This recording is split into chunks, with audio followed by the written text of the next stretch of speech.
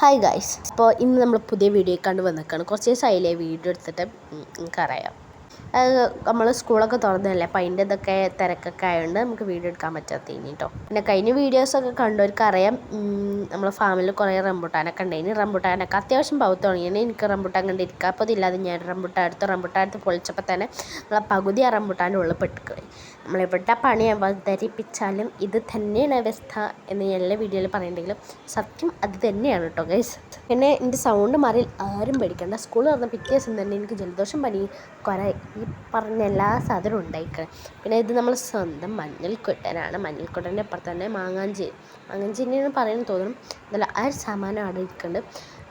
അത്യാവശ്യം മുള ഒക്കെ വന്ന് തുടങ്ങിയിരിക്കണം. അതിന് പർപ്പിളോ വയലറ്റിട്ട് പൂവുണ്ട് കേട്ടോ. കാണാൻ നല്ല രസമാണ് കേട്ടോ. പിന്നെ കത്തി കാണിച്ചു തരാൻ വന്നപ്പോൾ കത്തി താഴത്തേക്ക് കൊണ്ട് നമ്മൾ മൂഞ്ചിക്കണേ.